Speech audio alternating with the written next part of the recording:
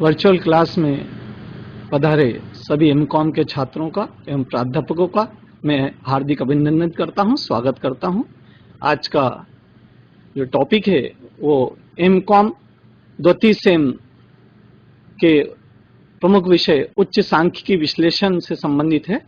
ये आज का जो टॉपिक है काई स्क्वायर टेस्ट, ये एमकॉम के सेकंड पेपर उच्च सांख्यिकी विश्लेषण का 3rd यूनिट का प्रमुख चैप्टर है। काई स्क्वायर टेस्ट पूर्णतः प्रैक्टिकल टॉपिक है, उस पर हम आज चर्चा करेंगे। आपके जो भी शंकाएं हो, जो भी प्रश्न पूछना हो, प्रश्न आपसे आमंत्रित हैं। मैं इसमें जो थ्योरी क्वेश्चन पूछे जाएंगे और प्रैक्टिकल होंगे उनके को स्पष्टीकरण दूंगा, उसको समझाऊंगा आपको। जैसा कि आपको मालूम है, सांख्यिकी विश्लेषण दो गुणों की स्वतंत्रता की जांच करने के लिए काई वर्ग परीक्षण एक महत्वपूर्ण परीक्षण है। वैसे तो बहुत सारे परीक्षण होते हैं जो सेकंड यूनिट में दिए हैं, F test, T test, Z test, लेकिन वह सभी टेस्ट से अलग हटके काई स्क्वायर टेस्ट का अलग परीक्षण किया जाता है।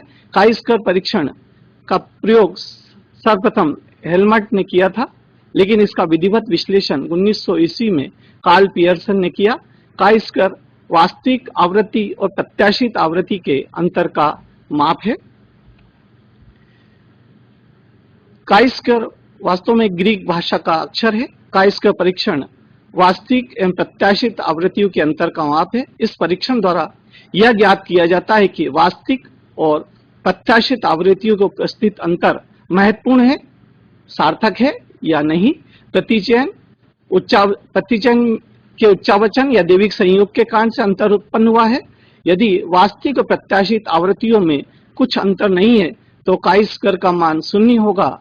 वास्तविक और प्रत्याशित आवृत्तियों में उपस्थित अंतर जितना अधिक होगा, काई स्क्वायर का मान उतना अधिक होगा। जैसा कि काई स्क्वायर के आपके चिन्ह से देख सकते हैं आप, ये एक्स स्क्वायर से मिलता जुलता चिन्ह है। एक काई स्क्वायर को समझाने के लिए, चूंकि इसमें दो गुणों के बीच संबंध की बात की जाती है, वो गुण स्वतंत्र हैं या नहीं, एक दूसरे पर आश्रित हैं या नहीं, तो इसके विभिन्न उदाहरण की स्लाइड्स आपके सामने हैं। यदि गुण ए एवं गुण बी परस्पर स्वतंत्र हैं और तो वास्तविक और प्रत्याशित आवृत्तियां बराबर होगी। दोनों आवृत्ति ऑब्जर्व फ्रीक्वेंसी बराबरी पर एक्सपेक्टेड फ्रीक्वेंसी f0 बराबरी पर f ही। कुछ उदाहरण आपके सामने जो सवालों में आपको आगे दिखाई देंगे। चेचक रोकने और टीकाकरण का संबंध, इनके बीच में संबंध है या नहीं। आंखों के रंग और बालों के रंग के बीच संबंध है या नहीं। घर की स्वच्छता की स्थिति और बच्चे की स्वच्छता की स्थिति के भी मध्य संबंध है या नहीं, उसको काई स्क्वायर से हम समझेंगे। नवजात बच्चों की संख्या में लड़के और लड़कियों का अनुपात किस प्रकार का है, वो काई स्क्वायर से हम समझ सकते हैं। काई स्क्वायर की विशेषताएं, काई स्क्वायर की कुछ प्रमुख विशेषताएं जिस पर यह टेस्ट आधारित होता है। यह परीक्षण प्राचालों पर आधारित ना होकर आवृत्तियों पर आधारित है।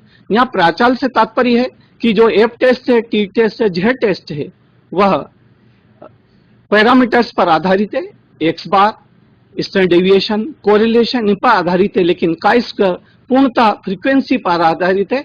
जो सवाल अपन सॉल्व करेंगे उसमें फ्रीक्वेंसी दी रहेगी और फ्रीक्वेंसी f0 ऑब्जर्व फ्रीक्वेंसी या f ही एक्सपेक्टेड फ्रीक्वेंसी, उनके पर काई स्क्वायर का गणना होगी, काई स्क्वायर का उत्तर आएगा। यह परीक्षण परिकल्पना की जांच के लिए उपयोगी। हम यहाँ पर हाइपोथेसिस की जांच करते हैं। कोई भी अपनी परिकल्पना होती है, किसी भी चीज के बारे में, अपन फ्यूचर के बारे में सोचते हैं कि ट्रेन समय पर आएगी या नहीं आएगी, दो गुणों के बीच संबंध है या नहीं है, उनकी जांच के लिए यह परीक्षण बहुत उपयोगी है। इस परीक्षण में योगात्मक गुण भी पाया जाता है। योगात्मक गुण से यहाँ तात्पर्य है कि अपन यदि अलग अलग अन्वेषक ने अलग अलग सैंपल लिए और उन सैंपल के टेस्ट का काई स्क्वायर अलग अलग है, तो अब मान लीजिए एक समग्र में से 10 सैंपल लिए गए, 10 सैंपल का काई स्क्वायर अलग अलग है, तो उनको इकट्ठा करके भी अपन काई स्क्वायर इकट्ठा निकाल सकते हैं। तो इसमें ये संचयात्मक या योगात्मक गुण कहा जाता है, एडिक्टिव प्रॉपर्टी पाई जाती है। इस परीक्षण का उपयोग विभिन्न वर्गों की जटिल आसंग सारणियों में भी किया जाता है। यह परीक्षण शोध कार्यों में भी काम में लाया जाता है। शोध कार्यों में इसका बहुत उपयोग किया जाता है। जहां पर कोई रिसर्च वर्क करते हैं, पीएचडी या एमफिल का वर्क करते हैं, तो वहां जब रिजल्टों का आकलन करना है तो वहां पर काई स्क्वायर का बहुत है तो अपन उपयोग करते हैं। मान्यताएं, काई स्क्वायर परीक्षण करने या उसको लागू करने के पहले कुछ मान्यताएं से हमें संतुष्ट होना चाहिए। पहली मान्यता है प्रतिदर्श देव आधार पर चुना हुआ हो। जो भी आपने सैंपल लिया है वो रैंडम सैंपलिंग होना चाहिए। सैंपलिंग की विभिन्न विधियां हैं, उस विधि में से रैंडम सैंपलिंग के आधार पर इसको चुना हुआ हो। सेकंड, प्रतिदर्श की सभी मदे स्वतंत्र होना चाहिए। जो भी आपने सैंपलिंग ली है उसकी सभी मदे आपस में स्वतंत्र हो, एक दूसरे पर कहीं भी डिपेंडेंट ना हो। थर्ड जो मान्यता है, कोई भी कोष्ठक जो कि अपन 9 वर्ग सारणी अपन बनाते हैं उसका कोई भी जो सेल है, जो कोष्ठ दिया है उसकी आवृत्ति कहीं भी 5 से कम ना हो। 5 से यदि कम होती है, किसी प्रश्न में यदि 5 से कम आवृत्ति किसी कोष्ठ की या सेल की आवृत्ति 5 से कम है तो हमें येट संशोधन लागू करके आवृत्ति को ठीक करना पड़ता है। चौथी मान्यता है समग्र की मदों की संख्या यथोचित रूप से अधिक होना चाहिए। उनका जो आपने सैंपल लिया है उसकी संख्या प्रॉपर हो, यथोचित रूप से आपने लिया है। सामान्य तौर पे ये जो आपकी संख्या है वो 50 से अधिक होना चाहिए। काई स्क्वायर अपन किस प्रकार से ज्ञात करें, सबसे महत्वपूर्ण बिंदु है।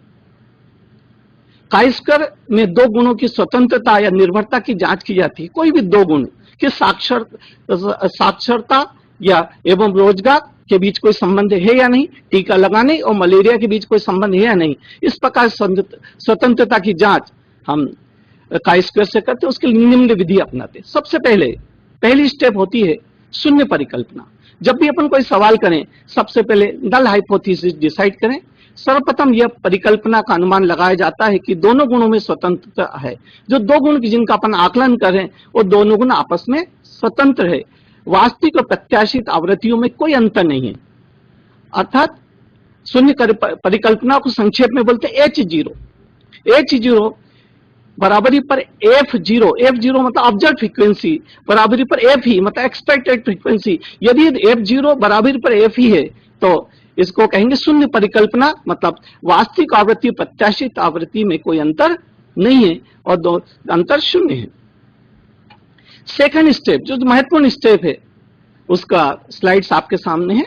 इसका हमको कैलकुलेशन करना पड़ता है। वास्तविक आवृत्ति प्रश्न में दी रहती है लेकिन प्रत्याशित आवृत्ति एक्सपेक्टेड फ्रीक्वेंसी का हमने कैलकुलेशन करना होता है। जैसा कि आपके सामने सूत्र है इसमें उस हिसाब से इसके बाद जो सेकंड स्टेप है हमने वास्तविक आवृत्ति की सहायता से हमें सभी जो कोष्ठ सेल उनकी एक्सपेक्टेड फ्रीक्वेंसी प्रत्याशित आवृत्ति निकाली जाती है, जिसके लिए हम निम्न सूत्र का उपयोग करते हैं।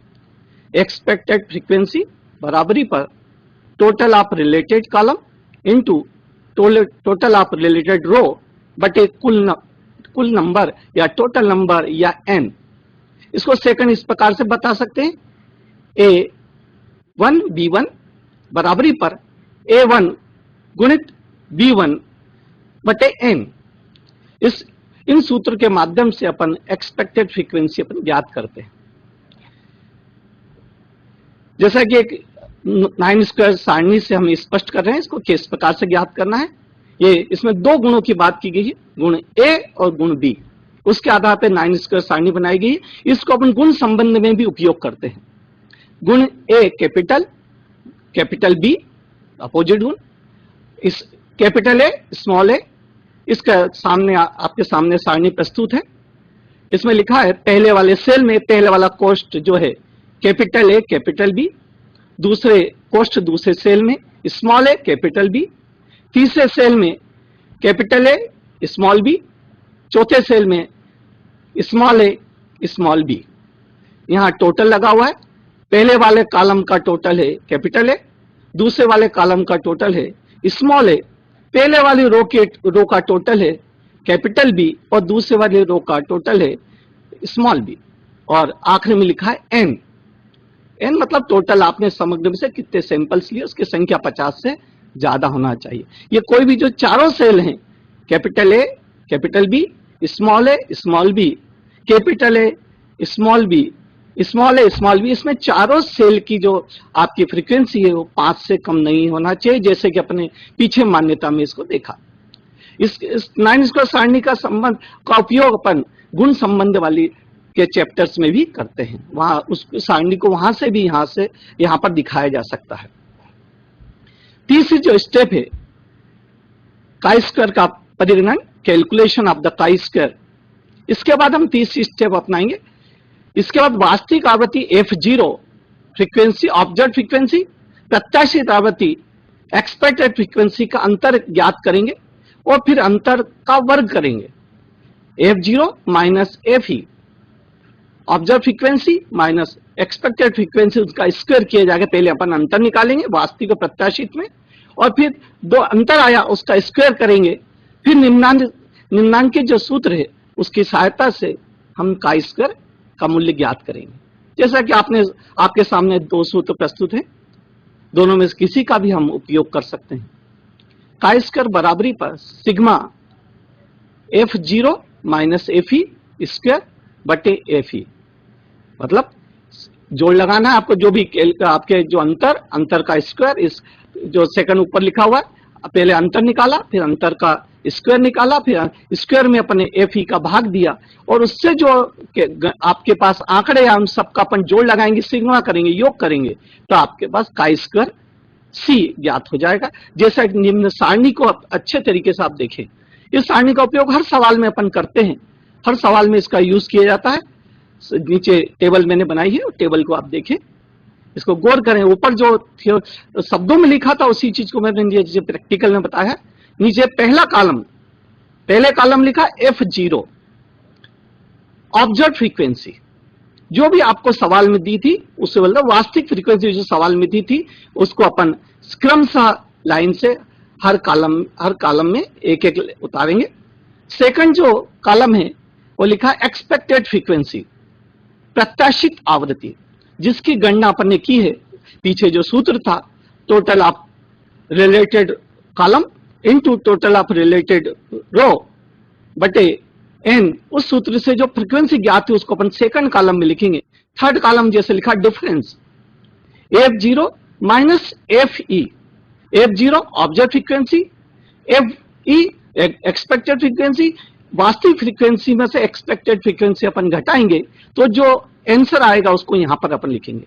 चौथे वाला कॉलम जैसे आपके सामने है स्क्वायर ऑफ द डिफरेंस, जो अपना तीसरे कॉलम जो डिफरेंस आया उसका हम यहां पर अपन वर्ग करेंगे। वर्ग करने पर जो आंकड़ा आया उसको चौथे वाले कॉलम में लिखा जाएगा। पांचवें वाले कॉलम को गौर कीजिए, अपन चाहते इसमें सिग्मा ना भी लगाएं तो भी चलेगा। अलग अलग पुस्तकों में अलग अलग प्रकार का वर्णन है। जैसे दो पुस्तकों का सामान्य तौर पर अपन यूज करते हैं, साहित्य वन की SM शुक्ल और रमेश डिपो की BN अग्रवाल किताब, दोनों में इस कॉलम में कहीं सिग्मा यूज किया, कहीं सिग्मा यूज नहीं किया। जैसा कि पांचवें वाले कॉलम में देखिए F0 माइनस FE स्क्वायर बटे FE, जो चौथे कॉलम का स्क्वायर आया उसमें आपको एक्सपेक्टेड फ्रीक्वेंसी का भाग देना है। ठीक है, जैसे मान लीजिए सपोज करो ऑब्जर्व फ्रीक्वेंसी है 25, एक्सपेक्ट फ्रीक्वेंसी है 20, डिफरेंस आया 5 का अपन स्क्वायर करें 25, फिर 25 में अपन भाग देंगे 20 का, इससे अपने को पांचवें कॉलम का आंसर ज्ञात होगा। और हर कॉलम का अलग अलग आएगा, उनका सबका अपन जोड़ लगाएंगे तो सिग्मा करेंगे तो आपको काई स्क्वायर का C मूल्य मतलब परिगणित मूल्य अपने को ज्ञात होगा, जैसा कि इस टेबल से आपको समझाया गया है। सब एक इंपॉर्टेंट पॉइंट होता है डिग्री ऑफ फ्रीडम, संक्षेप बोलते DF। प्रत्येक आसंग सारणी में कुछ कोष्ठों की आवृत्ति धीरे ऐसी होती है जिन्हें मालूम करने की हमें पूर्णतः स्वतंत्रता होती है। अर्थात यदि ये न्यूनतम आवृत्तियां हमें ज्ञात हैं तो अन्य आवृत्तियां उनके क्षितिज का जोड़ हॉरिजॉन्टल टोटल और ऊर्ध्व जोड़ वर्टिकल टोटल में से घटाकर निकाली जा सकती है। आसंग सारणी का सिंपल सूत्र निम्नानुसार है, जिनको हम सवालों में बहुत यूज करते हैं। ये देखिए आपके सामने degree of freedom, column C मतलब column -1, R number of row -1, जैसा कि आपके नीचे लिखा हुआ है C number of column, R number of row. माना कि अपनी कॉलम 2 है और आपके आर 2 हैं, तो निम्न सूत्र से क्लियर किया गया डिग्री ऑफ फ्रीडम कितनी आएगी, 2 माइनस 1 और 2 माइनस 1। 1 में 2 में से 1 घटाएंगे 1 आएगा, और 2 में से सेकंड में 2 में से 1 घटाएंगे 1 आएगा, 1 का 1 में गुणा किया, डिग्री ऑफ फ्रीडम आएगी 1। इस प्रकार से अपन सामान्य तौर पे सवाल में अपन इसका यूज करते हैं डिग्री ऑफ फ्रीडम ज्ञात करने के लिए। 5वीं स्टेप है तालिका मूल्य, काई स्क्वायर का टेबल वैल्यू ज्ञात करना। अपनी जो सांख्यिक किताब रहती है उसमें पीछे टेबल्स दी हैं, उसमें एक टेबल है काई स्क्वायर टेबल। वहां उस काई स्क्वायर टेबल का हम यहां यूज करते हैं। परीक्षा में सामान्यतः आपको क्लियर लिखा रहता है कि इस सार्थकता स्तर पर टेबल की वैल्यू इतनी है। इसको अपन देखें, सामने है काई स्क्वायर तालिका मूल्य। काई स्क्वायर बराबरी पर स्वतंत्र संख्या ज्ञात करने के लिए पश्चात काई स्क्वायर तालिका में निश्चित सार्थकता स्तर एक होता विश्वसनीयता स्तर और एक होता सार्थकता स्तर, और स्वतंत्र संख्या से संबंधित काई स्क्वायर मूल्य देख लिया जाता है। टेबल में अपन मूल्य देखते हैं काई स्क्वायर का डिग्री ऑफ फ्रीडम के आधार पे। काई स्क्वायर तालिका में विभिन्न स्वातंत्र्यों फ्रीडम जो डिग्री ऑफ फ्रीडम के आधार पर, जैसे 5% का हमारे टेबल पर दो बार तरीके से लिखा। 5% अर्थात 0.05 और 1% अर्थात 0.01 इस तरह पर अपन काई स्क्वायर मूल्य दिए रहते हैं, टेबल में दिए रहते हैं। आप उनको देखिए, जो टेबल में खड़ा कॉलम है उसमें अपन डिग्री ऑफ फ्रीडम देखते हैं, और जो आड़ा है उसमें अपन सार्थकता स्तर देखते हैं, तो उससे हमको वैल्यू ज्ञात हो जाती है। इसको बोलते हैं काई स्क्वायर टी। एक था पहले निकाला अपने काई स्क्वायर सी, अब निकाला काई स्क्वायर टी, ये टेबल से ज्ञात होता है। जैसा कि आपके सामने उदाहरण के लिए प्रस्तुत है, मान लीजिए डिग्री ऑफ फ्रीडम 4 है, अपना 5% सार्थकता स्तर का तालिका मूल्य ज्ञात करना है, तो यहां पर तालिका मूल्य होगा 9.488। इसका आशय यह है कि 4 स्वतंत्र संख्या होने पर काई स्क्वायर का मूल्य 100 में से अधिक 5 बार प्रतिचयन के उच्चावचनों के कारण 9.488 हो सकता है। मैंने कुछ टेबल के जो मेन जो काई स्क्वायर के टेबल वैल्यू है उनका मैंने यहाँ पर स्लाइड्स में प्रदर्शन किया है। परीक्षा में सामान्य तौर पे इन्हीं का यूज होता है, इनको आप ध्यान रखिए। Degree of freedom 1, 2, 3, 4। Level of significance सार्थकता स्तर 5% और 1%। 5% का सामान्यतः अपन उपयोग करते हैं। डिग्री ऑफ फ्रीडम यदि प्रश्न में 1 आती है तो 5% सार्थक स्तर अर्थात 0.05 पर वैल्यू होगी 3.841। ये वाली वैल्यू रटी हुई होना चाहिए। अधिकांश सवालों में 5% की जो वैल्यू है उसका यूज किया जाता है। उसी के सामने लिखा है 1%। यदि डिग्री ऑफ फ्रीडम 1 है या 0.01 है, डिग्री ऑफ फ्रीडम 1 है तो उसकी वैल्यू आपने काई स्क्वायर टी होगी 6.635। यदि डिग्री ऑफ फ्रीडम 2 है, 1-2 सवाल में इस प्रकार से यूज किया गया है, डिग्री ऑफ फ्रीडम 2 बताई गई है, अपन उसको आगे सवालों में देखेंगे। यदि डिग्री ऑफ फ्रीडम 2 है तो इसकी टेबल वैल्यू होगी 5.991 5.991 5% सार्थकता स्तर पर या 0.05 पर। 1% सार्थकता स्तर पर डिग्री ऑफ फ्रीडम 2 होने पर वैल्यू आएगी 9.210। यदि डिग्री ऑफ फ्रीडम 3 है, यदि अपने प्रश्न में डिग्री ऑफ फ्रीडम सी और आर के आधार पर 3 आती है डिग्री ऑफ फ्रीडम, तो 5% सार्थकता स्तर पर या 0.05 पर वैल्यू ज्ञात होगी 7.815 और 1% सार्थकता स्तर पर वैल्यू ज्ञात होगी 11.345। ठीक है, इस प्रकार से अपन विभिन्न प्रकार की वैल्यू अपन ज्ञात कर सकते हैं। 1, 2, 3, 4 सामान्य तौर पर 1 और 2 का एक डिग्री ऑफ फ्रीडम 1 और डिग्री ऑफ फ्रीडम 2 इसकी टेबल वैल्यू का ज्यादा उपयोग किया था, तो 5% सार्थकता की वैल्यू ध्यान रखिए। 1 की 3.841, 2 डिग्री ऑफ फ्रीडम है तो 5.991 इसका ज्यादातर अपन उपयोग सवालों में करते हैं। छठी स्टेप, इन दोनों के आपस में कंपैरिजन करना, टेस्टिंग करना। जो आपने परिकल्पना पहली स्टेप में मानी थी, शून्य परिकल्पना H0 बराबरी पर F0 बराबर पर F ही, मतलब वास्तविक आवृत्ति और प्रत्याशित आवृत्ति में कोई अंतर नहीं है। अब उसकी हम टेस्टिंग कर रहे हैं आखिरी स्टेप में। क्या लिखा? यदि काई स्क्वायर का परिगणित मूल्य जो हमने कैलकुलेट किया टेबल के माध्यम से, काई स्क्वायर निकाला, काई स्क्वायर सी निकाला, विभिन्न सार्थकता स्तर तथा संबंधित स्वतंत्र अंशों पर आधारित, डिग्री ऑफ फ्रीडम पर आधारित काई स्क्वायर का तालिका मूल्य से अधिक है, तो शून्य परिकल्पना गलत है, अर्थात दोनों गुण स्वतंत्र है। मतलब आपकी H0 जो अपने शुरू में परिकल्पना मानी थी, शून्य परिकल्पना, वो आपकी गलत है और दोनों गुण स्वतंत्र है, उन गुणों के बीच कोई संबंध नहीं है। यदि परिकलित मूल्य कैलकुलेट वैल्यू तालिका मूल्य से कम है और शून्य परिकल्पना ठीक है, अर्थात दोनों गुण स्वतंत्र है, उन दोनों में कोई संबंध नहीं है। आगे इसको क्लियर किया गया है जैसा कि आपके सामने चिन्हों से प्रदर्शित है। काई स्क्वायर सी, संक्षेप में परिगणित मूल्य, काई स्क्वायर का परिगणित मूल्य को बोलते हैं काई स्क्वायर सी। काई स्क्वायर सी का मतलब काई स्क्वायर की कैलकुलेट वैल्यू। सेकंड लिखा है काई स्क्वायर टी, मतलब जो तालिका मूल्य जो अपने टेबल देख के ज्ञात किया डिग्री ऑफ फ्रीडम के आधार पर, उसको बोलते हैं काई स्क्वायर टी। यदि काई स्क्वायर सी काई स्क्वायर टी के बराबर है या काई स्क्वायर सी कैलकुलेट वैल्यू कम है, छोटी है, और कैलकुलेट वैल्यू कम आती है, या काई स्क्वायर सी छोटा है, तो दोनों गुण स्वतंत्र है, उन गुणों के बीच कोई संबंध नहीं है। मान लीजिए आपका टेबल वैल्यू है 3.841, 5% सार्थकता स्तर पर, और अपना काई स्क्वायर सी का आंसर आता है 2.2, तो ऐसी परिस्थिति में उन दोनों के गुणों के बीच कोई संबंध नहीं है, दोनों गुण आपस में स्वतंत्र है। सेकंड सूत्र नीचे वाला गौर करें, काई स्क्वायर सी मतलब काई स्क्वायर की कैलकुलेट वैल्यू बड़ी है काई स्क्वायर टी से, तालिका मूल्य से, तो कैलकुलेट वैल्यू अधिक है सारणी मूल्य से, जो डीएफ के आधार पर सारणी मूल्य अपने ज्ञात किया, तालिका मूल्य ज्ञात किया, उससे काई स्क्वायर सी बड़ा है, तो दोनों गुण स्वतंत्र नहीं है और उनमें गुण संबंध है।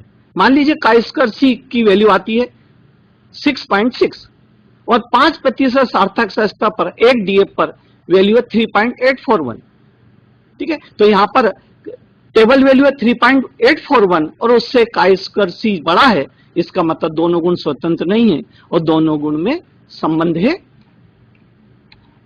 ये स्टेप्स आप ध्यान रखिए, जब भी अपने काई स्क्वायर का सवाल करना हो, ये 5 स्टेप मैंने आपके सामने प्रस्तुत है, जिसको अपन रट सकते हैं, जिनको अपन समझ सकते हैं।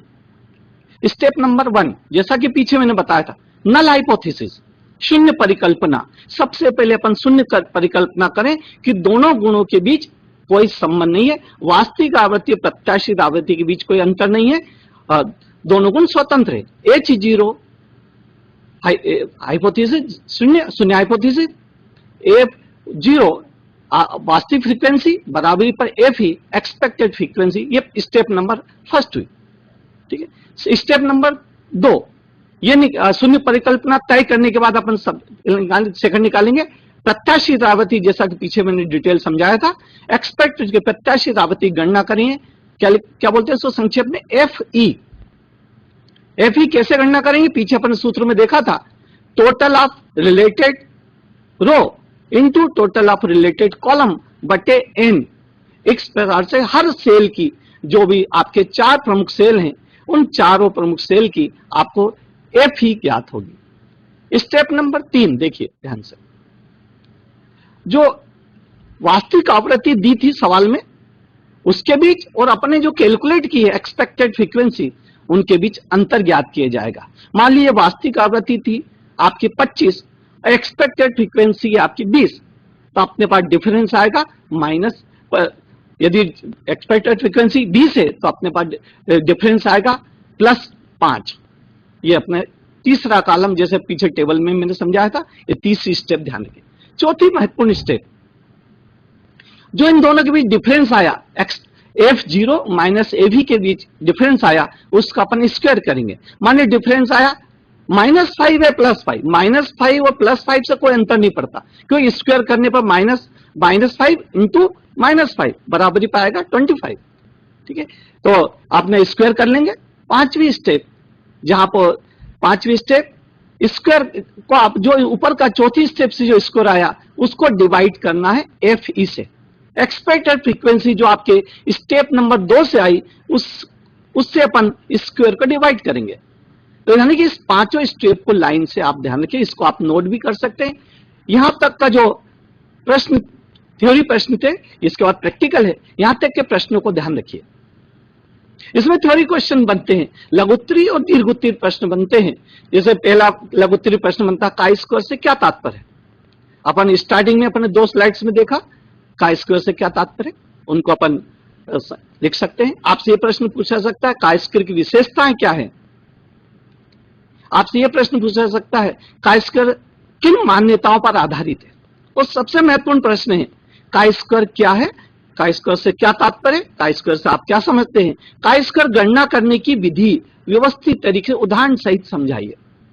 इस प्रकार के प्रश्न अपने से पीछे जो स्लाइड्स मैंने बताई अभी तक की, उन सब के आधार पर पूछे जा सकते हैं। आप एक बार और देख लीजिए। शुरू में ये स्टेप ध्यान रखिए, आपका स्टेप जो 5 स्टेप है ये ध्यान रखिए, ये रेटिंग होना चाहिए। Step number 1, step number 2, step number 3, step number 4, step number 5। इससे अपन किसी भी थ्योरी प्रश्न को इजी गोइंग अपन कर सकते हैं। जहां तक सवालों की बात है, एक सवाल अवश्य पूछा जाता है। जैसे आपके सामने एक सवाल प्रस्तुत है, निम्नलिखित सारणी चेचक के आरंभ होने पर प्राप्त आंकड़ों को दिखाती है। चेचक को रोकने में टीके के प्रभाव का परीक्षण कीजिए। क्या चेचक और टीके का आपस में कोई संबंध है। एक गुण हुआ आपका चेचक बीमारी, दूसरा है गुण है टीके लगाना, उसका क्या आपस में कोई संबंध है। आप 5% सार्थकता स्तर पर काई स्क्वायर का परीक्षण, जैसे अपने को मालूम है कि 5% सार्थकता स्तर का बहुत अधिकांश प्रश्न में यही पूछा है 5%, उसकी टेबल वैल्यू कितनी है 3.841। आपके सामने सवाल है, सवाल देखिए आराम से किस प्रकार सवाल है। टीका लगे हुए और आक्रांत हुए इनकी फ्रीक्वेंसी है 31। टीका लगे हुए और आक्रांत नहीं हुए इसकी फ्रीक्वेंसी है 469 और टोटल है रो का टोटल है 500। सेकंड रो को देखें, टीका नहीं लगे हुए आक्रांत हुए मतलब जिन पर चेचक का अटैक हुआ है वो है 185। टीका लगे हुए जिनको टीका नहीं लगाया गया और उन पर चेचक का अटैक भी नहीं हुआ वो है 1315 और इस रो का टोटल है 1500। नीचे देखिए आप, आक्रांत हुए के कॉलम का टोटल 216 और आक्रांत नहीं हुए जिन पर अटैक नहीं हुआ चेचक का उनका टोटल है 1784। इस प्रकार टोटल एन है 2000। ये अपने प्रश्न दिया हुआ है। इस प्रश्न में अपने का क्या 2 गुण है, चेचक रोकने और टीके के प्रभाव के बीच कोई संबंध है या नहीं, इसका अपने को अध्ययन करना है काई स्क्वायर टेस्ट के माध्यम से। सबसे पहले वास्तविक आवृत्ति जो आपको पीछे दी थी वो की वही इस टेबल में उतरी हुई है। तो सबसे पहले अपन जब भी सवाल करें तो वास्तविक जो प्रश्न में वास्तविक आवृत्ति की टेबल थी एज इट इज इसको आपको यहां पर उतारना। सबसे पहली स्टेप जैसे मैंने बताई थी, सबसे पहले शून्य परिकल्पना अपन डिसाइड करें, हाइपोथेसिस तय करें। हाइपोथेसिस शून्य परिकल्पना कि चेचक से आक्रांत हुए जिन पर चेचक का अटैक हुआ है, चेचक की बीमारी से जो ग्रस्त हुए और टीके लगे हुए, टीका जिनको लगाया गया उनके बीच आपस में कोई गुण संबंध नहीं है, दोनों गुण आपस में स्वतंत्र है। H0 शून्य परिकल्पना H0 F0 ऑब्जर्व फ्रीक्वेंसी बराबरी पर F ही। अपनी शून्य परिकल्पना क्या है, वास्तविक आवृत्ति और प्रत्याशित आवृत्ति के बीच कोई अंतर नहीं है, दोनों गुण स्वतंत्र हैं, दोनों गुणों के बीच आपस में कोई संबंध नहीं है।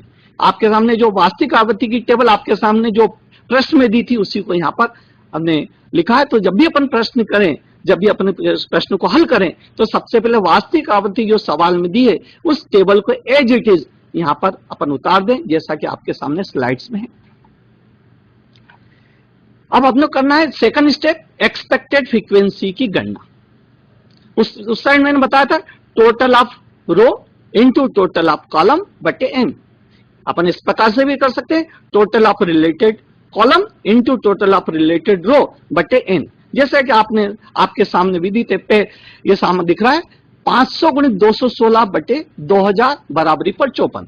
पीछे की अपन टेबल को गौर करें, क्या पीछे की टेबल अपन ने गौर की, क्या लिखा 500, पहली रो का टोटल है 500, कॉलम का टोटल है 216 अपने को 31 जो F0 है उसकी एक्सपेक्टेड फ्रीक्वेंसी ज्ञात करना है, तो 500 पहली रो का टोटल, रिलेटेड रो का टोटल गुणित पहले कॉलम रिलेटेड कॉलम का टोटल 216 बटे n 2000।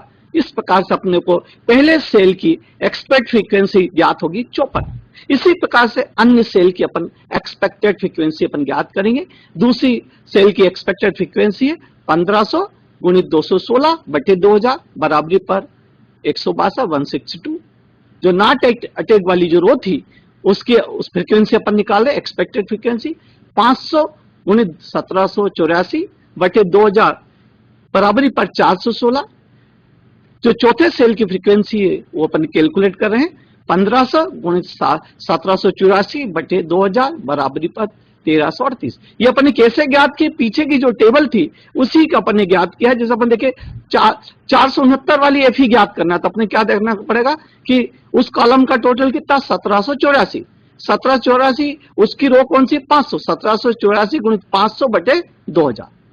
ठीक है, अपने 1315 वाली याद करना है एफ ही, तो अपने क्या करेंगे 1315 किस उसमें सेकंड कॉलम है, सेकंड कॉलम का टोटल 1784 और वो सेकंड रो में तो 1784 गुणित 1500 बटे 2000।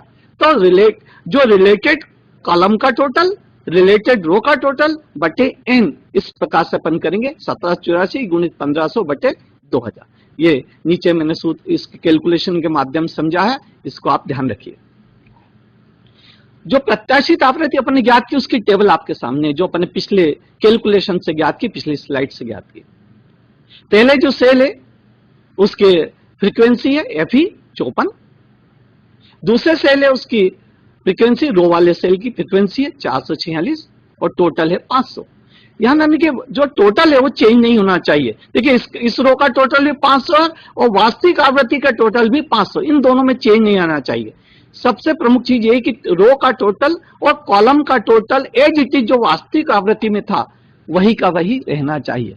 सेकंड रो देखें अपन 162 एफ ही है थर्ड सेल की और चौथे सेल की एक्सपेक्टेड फ्रीक्वेंसी है 1338 और टोटल है 1500। कॉलम का टोटल वही का वही है, पहले वाले रो का टोटल है 500, दूसरे वाले रो का टोटल है 1500, कॉलम का टोटल 216 और दूसरे कॉलम का टोटल 1784, टोटल एन दिया 2000। यहां पर जो आपका टोटल है उसमें कहीं कोई अंदर की जो इंटरनल एक्सपेक्टेड फ्रीक्वेंसी वो आपको अलग आएगी, लेकिन टोटल वो का वही आएगा। ये अपने सवाल सही कर रहे हैं गलत कर रहे हैं उसका सही आकलन है। ये अपना जो काई स्क्वायर की जो सारणी है टेबल अपन बनाते हैं परीक्षा में, वह है जो कि मैंने पीछे आपको कैलकुलेशन के स्टेप्स में समझाई थी। सबसे पहला कॉलम है F0 का ऑब्जर्व फ्रीक्वेंसी का, सेकंड कॉलम है एफ ही का एक्सपेक्टेड फ्रीक्वेंसी का, तीसरा कॉलम है आपका डिफरेंस F0 माइनस एफ ही का, चौथा है जो डिफरेंस आया उसके स्क्वायर का, और पांचवा F0 माइनस एफ ही स्क्वायर बटे एफ ही का।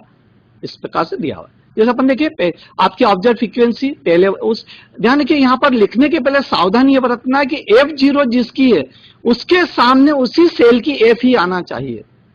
जिस F0 लिखा है 31 तो उसकी उसी सेल की जो एफ ही है वो सेम आना चाहिए, इसमें कहीं कोई चेंज नहीं आना चाहिए। यदि आप पहला सेल उठा रहे हैं तो पहले सेल की एफ ही, दूसरा सेल ले रहे हैं आप तो दूसरे सेल की एफ ही। जैसे 31 इसके 31 के सामने एफ ही लिखा है 54, दूसरे सेल लिखा है, अपन रो का भी सेल ले सकते हैं कॉलम का भी सेल ले सकते हैं, ऐसा कोई डिसाइड नहीं है, आप अपनी इच्छा के अनुसार सरल करने के लिए आप ले सकते हैं। सेकंड लिखा है 469 F0 और एफ ही है जो कैलकुलेट की थी 446।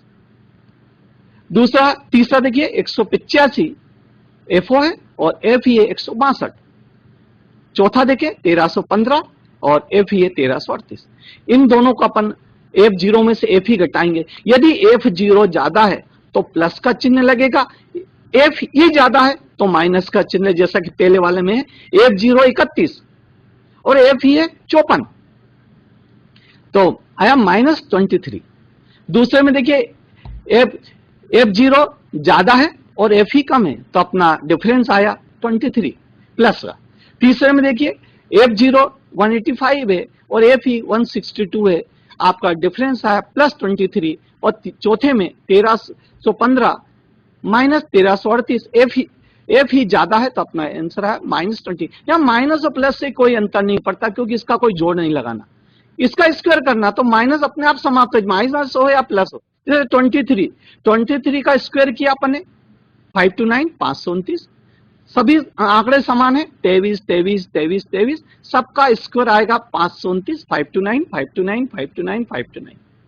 अब ये 5 to 9 में अपने भाग का ही कर देना सूत्र के अनुसार एफ ई का, एफ ई मतलब सेकंड कॉलम। तो 529 पहला वाला रो है उसका अपन करेंगे 529 में भाग देंगे 54 का, अपना मान आएगा 9.796। दूसरा जो रो है उसमें 529 आंकड़ा सेम है लेकिन भाग देना आपको एफ ई का 446 का 446 का, आपका पास मान आएगा 1.186। थर्ड अपन देखें स्क्वायर वो का वही है 529 लेकिन एफ ही कितना है 162 का से डिवाइड करेंगे भाग देंगे तो आएगा 3.265। चौथी वाली देखें, चौथी वाली रो देखें, स्क्वायर वो का वही है सेम 529 और अपने को भाग देना है 1338 का, अब वैल्यू आई 0.395। अब अपने को का स्क्वायर निकालना है तो अपन सबको जोड़ देंगे, सिग्मा कर देंगे, तो सबका जोड़ आया का स्क्वायर सी बराबरी पर 14.642 14.642। ये क्या ज्ञात आया परिगणित का स्क्वायर का परिगणित मूल्य, का स्क्वायर सी या का स्क्वायर का कैलकुलेट वैल्यू, ये अपने को इस आपकी टेबल से ज्ञात होगा। अब बात आती है सारणी मूल्य की। सारणी मूल्य कहां से ज्ञात होगा? डिग्री ऑफ फ्रीडम के आधार पे और 5% या जो भी प्रश्न को दिया गया उसकी सार्थकता स्तर के अनुसार। जैसा कि प्रश्न में पूछा था 5% सार्थकता स्तर। अब एक डीएफ आपको ज्ञात करना, देखते ऊपर लिखा है डीएफ का डिग्री ऑफ फ्रीडम C-1। यहां पर अपन सी कौन सा लेंगे? जो मुख्य चार जो अपने आपका जो आपकी 9 स्क्वायर सारणी थी उसमें 4 सेल थे तो अपने कॉलम कितने थे? 2, तो कॉलम 2, आर कितनी है? 2 और रो थी 2, तो 2 - 1 गुणित 2 - 1, 2 में से 1 घटाया 1, 2 में से 1 घटा 1, 1 गुणित 1 बराबरी पर 1। तो डिग्री ऑफ फ्रीडम इस सवाल के लिए कितनी है? 1। एक डीएफ पे अपन टेबल में वैल्यू देखें, किताब में भी अपन पीछे देख सकते हैं, यहां आपके सामने स्लाइड्स पे है। 5% सार्थक स्तर पर एवं एक डीएफ पर एक स्वतंत्र संख्या लेने पर का स्क्वायर का तालिका मूल्य 3.841, ये अपन बोलेंगे इसको का स्क्वायर टी। और परिगणित मूल्य जो ऊपर की जो आपने सारणी दी है उसमें क्या लिखा था? का स्क्वायर सी बराबरी पर 14.642। का स्क्वायर जो अपन ने कैलकुलेट किया हुआ है 14.462 और टेबल की वैल्यू है 3.841। टेबल की वैल्यू कम है और कैलकुलेट वैल्यू ज्यादा है, इसका मतलब दोनों गुणों के बीच संबंध है। H0 अपन ने क्या माने? शून्य परिकल्पना अपन ने मानी थी, दोनों के बीच संबंध नहीं है, मतलब H0 अस्वीकार रिजेक्टेड और H1 स्वीकृत। जब H0 अस्वीकार हो जाती है तो H1 स्वीकृत हो जाती है। मतलब यहां पर आंसर हुआ आपने टीका और चेचक, जो टीका लगाना और चेचक रोकने के बीच आपने प्रभावी संबंध है, टीका चेचक रोकने का एक प्रभावी उपाय है, इसका आंसर हुआ। अपने शुरू में शून्य परिकल्पना क्या थी कि दोनों के बीच कोई संबंध नहीं। यदि का स्क्वायर सी ज्यादा है और टेबल वैल्यू कम है तो इसका मतलब दोनों गुणों के बीच संबंध है। दूसरा उदाहरण अपन देखें, ये 3 कॉलम वाला प्रश्न आपके सामने है। प्रश्न में लिखा है निम्नलिखित सारणी घर की स्थिति और बच्चे की स्थिति को प्रकट करती है। क्या यह परिणाम सुझाव देते हैं कि आवास स्थिति बच्चों की दशा को प्रभावित करती है? क्या आवास घर की स्थिति का, आवास की स्थिति का बच्चों पर प्रभाव पड़ता है? ये अपने सामने टेबल प्रस्तुत है, ठीक है। घर की स्थिति को देखिए, घर की स्थिति को 2 प्रकार से डिवाइड किया है, स्वच्छ, अस्वच्छ, क्लीन और नॉट क्लीन। बच्चों की स्थिति को अपन 3 प्रकार डिवाइड किया है, क्लीन, फेयरली क्लीन और डर्टी क्लीन, ठीक है, डर्टी क्लीन, ठीक है। अपने अब इसमें 3 आपको बताया गया है। जैसे अपन देखें, घर स्वच्छ है और बच्चे भी स्वच्छ हैं, क्लीन है, उसकी फ्रीक्वेंसी है 76। घर स्वच्छ है और बच्चों की स्थिति फेयरली क्लीन, उसकी फ्रीक्वेंसी है 38। घर स्वच्छ है बच्चों की स्थिति है डर्टी, इसकी फ्रीक्वेंसी है 25 और टोटल है 139। अस्वच्छ, अस्वच्छ के रो को देखिए अपन, अस्वच्छ घर साफ सुथरा नहीं है, अस्वच्छ है और बच्चे क्लीन है, इनकी फ्रीक्वेंसी है ओरिजिनल फ्रीक्वेंसी 43। घर अस्वच्छ है, घर साफ सुथरा नहीं है और बच्चे फेयरली क्लीन है, इसकी फ्रीक्वेंसी 17। तीसरा अपन देखें, घर अस्वच्छ साफ सुथरा नहीं है, नॉट क्लीन है और बच्चे डर्टी हैं, गंदे हैं, कितना है फ्रीक्वेंसी 43। ये वास्तविक फ्रीक्वेंसी दी है आपको, इनका टोटल लगा है, पहले रो का टोटल है आपका 139, दूसरी रो का टोटल है 107, पहले कॉलम का टोटल है 119 119 और दूसरे कॉलम का टोटल है 55 और तीसरे कॉलम का टोटल 72। टोटल एन है 246, मतलब टोटल आपके सैंपल की साइज कितनी है 246। इसके सबसे पहले अपने क्या करना पड़ेगा, सबसे पहले नल हाइपोथेसिस ज्ञात करना पड़ेगी। नल हाइपोथेसिस क्या होगी कि बच्चों की स्थिति के बीच और बच्चों की स्थिति के बीच और घर की स्थिति के बीच कोई संबंध नहीं है, दोनों गुण स्वतंत्र हैं। सबसे पहली स्टेप है नल हाइपोथेसिस करना, H0 बराबरी पर F0 बराबर F ही, मतलब H0 अपन शून्य परिकल्पना, वास्तविक फ्रीक्वेंसी और एक्सपेक्टेड फ्रीक्वेंसी में कोई अंतर नहीं है, पहली स्टेप। अब सेकंड स्टेप आपके सामने है, अपन कैलकुलेट करेंगे कौन सी, एक्सपेक्टेड फ्रीक्वेंसी, जो प्रत्याशित आवृत्ति उसकी गणना करेंगे। यहां पर 6 सेल की एक्सपेक्टेड फ्रीक्वेंसी गणना होगी, जैसा कि ऊपर सारणी में देखिए आपके कितने दिए हैं, आपका स्वच्छ के 76 38 25, अस्वच्छ में 43 17 एंड 47। इस प्रकार 6 आपको सेल्स के गणना होगी, आपके सामने 6 कैलकुलेशन प्रस्तुत है। इस जैसा कि आपको पहले भी सूत्र में बताया, total of row into total of column बटे एन। टोटल ऑफ रो मतलब कौन सी, रिलेटेड रो, जिस सेल की ज्ञात का उसकी रिलेटेड रो। ये जो प्रश्न आपके सामने परीक्षा में बहुत पूछा जाता है, इसके पहले वाला 2 गुण वाला था, इसमें स्वच्छ और दूसरी तरफ दिए बच्चों की 3 स्थिति, मतलब एक तरफ 3 गुण है और दूसरे एक तरफ 3, एक गुण को बच्चों की स्थिति को 3 गुण में डिवाइड किया है, स्वच्छ, फेयरली स्वच्छ और आपके डर्टी। इस प्रकार से दूसरा प्रमुख सवाल है। क्लीन आपके सामने है, क्लीन के कैलकुलेशन कैसे करना है, 119 इंटू 139 बटे 246, इससे पहले सेल की फ्रीक्वेंसी ज्ञात होगी 67, दूसरे सेल की फ्रीक्वेंसी ज्ञात करना है 139 इंटू 55 बटे 246 31, तीसरे की फ्रीक्वेंसी आपको ज्ञात करना है 139 इंटू 72 बटे 246 बराबरी पर 41। नॉट क्लीन वाले घर, नॉट क्लीन वाले 3 आपको फ्रीक्वेंसी उसका कैलकुलेशन करना है 107 इंटू 119 बटे 246। देखिए सब दूर 246 का परसेंट डिवाइड किया है, 246 क्या है, ये चेंज नहीं हुआ, ये है एन। टोटल सैंपल्स की साइज कितनी थी 246, ऊपर वाला चेंज हो रहा है, ऊपर वाला क्यों चेंज हो रहा है, related row, total of related row into total of related column. तो अपन नीचे देखें, नॉट क्लीन में 107 इंटू 119 बटे 246 इक्वल टू 52। सेकंड देखिए 107 इंटू 55 बटे 246 बराबरी पर 24, 107 into 72 divide by 246 equal to 31। इस प्रकार से अपनों 6 एक्सपेक्टेड फ्रीक्वेंसी अपने ज्ञात हुई, उनको अपनी वास्तविक फ्रीक्वेंसी की टेबल के अनुसार अपन जमा देंगे। ये आपके सामने टेबल जमी हुई है, ये एक्सपेक्टेड फ्रीक्वेंसी वाली टेबल थी, एक वास्तविक फ्रीक्वेंसी की टेबल थी, ये प्रत्याशित फ्रीक्वेंसी की टेबल। देखेंगे अपन, स्वच्छ, घर स्वच्छ है, बच्चे भी क्लीन है, इसकी फ्रीक्वेंसी है 67, वो अपन ने पीछे कैलकुलेट की। घर स्वच्छ है, बच्चे फेयरली क्लीन है, इसकी फ्रीक्वेंसी है 31। घर स्वच्छ है, बच्चे डर्टी है, इसकी फ्रीक्वेंसी है 41, टोटल है 139, इस रो का टोटल है 139। दूसरा अपन देखें, अस्वच्छ वाले में पहले वाले सेल की फ्रीक्वेंसी है 52, दूसरे वाले सेल की फ्रीक्वेंसी 24, तीसरे वाले सेल की फ्रीक्वेंसी 31 और टोटल है सेकंड रो का 107।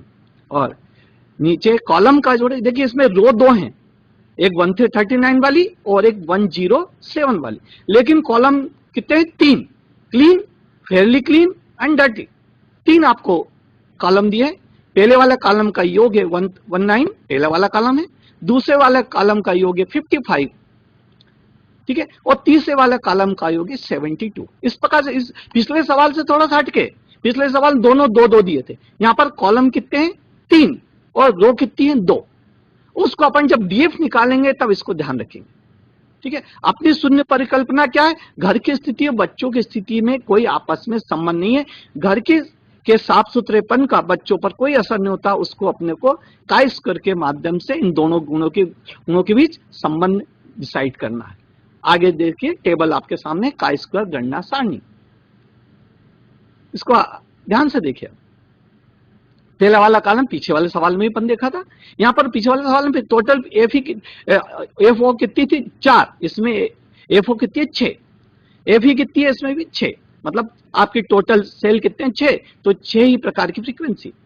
F0 ऑब्जर्व फ्रीक्वेंसी पहले वाले सेल की 76 और एक्सपेक्टेड फ्रीक्वेंसी 67। 76 में से 67 घटाए, डिफरेंस निकल अपन 9, 9 में 9 का मल्टीप्लीकेशन किया, आंसर आया 81। 81 आपका स्क्वायर आया, उसको 81 को डिवाइड करेंगे अपन एक्सपेक्टेड फ्रीक्वेंसी से, FE से 67 से, आपका इसका मान आएगा 1.20। सेकंड रो को देखें, F0 है 43, एक्सपेक्टेड फ्रीक्वेंसी FE है 52, 43 में से 52 घटाए, FE ज्यादा है इसलिए डिफरेंस आएगा -9। हालांकि स्क्वायर में कोई अंतर नहीं आएगा, तो -9 है, -9 का गुणा किया, आंसर आया 81। 81 को डिवाइड किया काई से? FE से 52 से, तो 81 डिवाइड बाय 52 एक्स, मतलब स्क्वायर को काई से डिवाइड करना, ध्यान रखिए F0 से डिवाइड नहीं करना, FE से डिवाइड करना है। FE कितना है 81 डिवाइड बाय 52, इससे अपन कैलकुलेटर डिवाइड करेंगे, अपने पास आंसर आएगा 1.56। थर्ड देखिए आप ध्यान पूर्वक देखिए, F0 है 38, 38 है F0, FE है 31, 38 में से घटा 31, F0 ज्यादा है, आपका डिफरेंस आएगा +7, प्लस अपन लगाते नहीं है इसलिए केवल 7 लिखा है। 7 में 7 का गुणा किया, 7 मल्टीप्लाई बाय 7 49, 49 जो स्क्वायर आया उसको अपन डिवाइड कैसे किया? FE से, उसका उस रो की FE से। FE कितना है 31, 49 डिवाइड बाय 31, आपका मान आया 1.58। चौथी वाली रो को देखिए ध्यान पूर्वक, F0 कितनी लिखी है 17, FE कितनी लिखी है 54, 17 में से घटा है 24, आपका FE आया, FE कितना है 24, 17 में से घटाए 24, आपका डिफरेंस आया -7। FE ज्यादा इसलिए -7, या माइनस और प्लस से कोई डिफरेंस नहीं आता, क्योंकि स्क्वायर करेंगे तो +7 का भी स्क्वायर आएगा 49 और -7 का भी स्क्वायर आएगा 49, तो -7 इंटू -7 कितना हुआ 49। 49 डिवाइड बाय 24, ऊपर 49 को डिवाइड किया था अपने 31 से, तो उसकी फिर एक्सपेक्टेड फ्रीक्वेंसी FE कितनी थी 31, यहां पर भी 49 लेकिन FE कितना है 24, तो 49 डिवाइड बाय 24, आपका मान आया 2.04।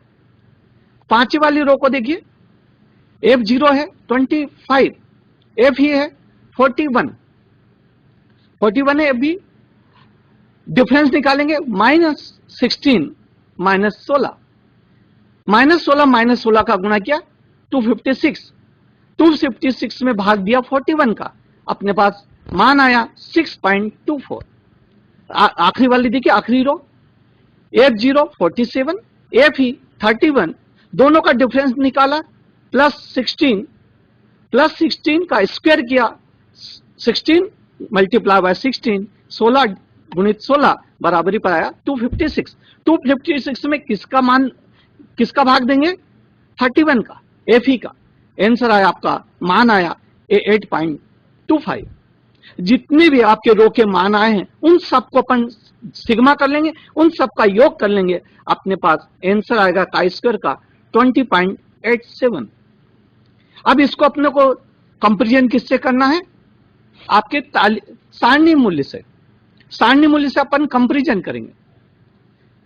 काई स्क्वायर का T, chi square C, chi square C, chi square ये ऊपर C ज्ञात हुआ, ये अपना T है। डिग्री ऑफ फ्रीडम कितनी है, इसमें कॉलम कितने थे 3, उसमें से 1 घटाया बचे 2, और रो कितनी है 2, 2 में से 1 घटाया 2। इस प्रकार से अतः अपने 5% सार्थकता स्तर पर टेबल वैल्यू कितनी है 5.991, और आपके जो कैलकुलेट वैल्यू है 20.87, कैलकुलेट वैल्यू ज्यादा है और आपका टेबल वैल्यू कम है, इसलिए आपकी शून्य परिकल्पना की दोनों घर की स्थिति बच्चों की स्थिति में कोई संबंध नहीं है, वो गलत सिद्ध होती है। अपनी H0 रिजेक्टेड, H1 स्वीकृत कि घर की स्थिति का बच्चों की स्थिति पर प्रभाव पड़ता है। इस प्रकार से मैंने आपको काई स्क्वायर का के बारे में समझाया। थ्योरी भी ध्यान रखिए, प्रैक्टिकल ध्यान रखिए। थ्योरी में क्वेश्चन लघु उत्तरी में या ऑब्जेक्टिव में पूछे जाते हैं कि काई स्क्वायर के का सूत्र समझाइए, ये आपके ऑब्जेक्ट टाइप प्रश्न हो सकता है। अति लघुत्तरी, कुछ यूनिवर्सिटीज में अति लघुत्तरी, वहां पर काई स्क्वायर का अर्थ पूछा जा सकता है। काई स्क्वायर में एन का मान कितना होता है इस प्रकार पूछा जा सकता है। लघुत्तरी में शॉर्ट आंसर में आपसे मैंने जैसा कि पहले बताया काई स्क्वायर का अर्थ क्या है, काई स्क्वायर की मान्यताएं क्या है, काई स्क्वायर की विशेषताएं क्या है, ये आपसे लघुत्तरी में पूछा जा सकता है। आपसे दीर्घ उत्तरी में गणना पूछी जाती, गणना की स्टेप्स क्या है वो ध्यान रखिए। आपसे पूछा सकता है एक सवाल, क्योंकि 100% 30 यूनिट में काई स्क्वायर का एक प्रश्न अवश्य पूछा जाता है प्रैक्टिकल के रूप में।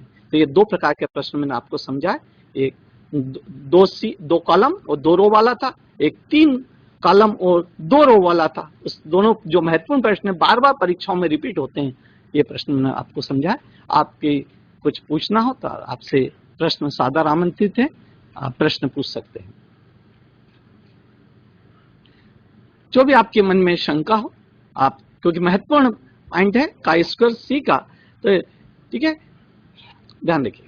तभी आपको, क्योंकि इसको आपको तैयार करना ही पड़ेगा ये, और केवल एक बार तैयार हो गया तो ये अपने अपेक्षाकृत सेकंड यूनिट की टी टेस्ट, एफ टेस्ट और जेड टेस्ट से अपेक्षाकृत सरल है, क्योंकि केवल काय पर आधारित फ्रीक्वेंसी पर, केवल फ्रीक्वेंसी एफओ और एफई यदि ज्ञात करना आपको याद है तो इजी गोइंग अपन काई स्क्वायर ज्ञात कर सकते हैं। कोई प्रश्न हो आपके, कोई जिज्ञासा हो तो आप पूछ सकते हैं।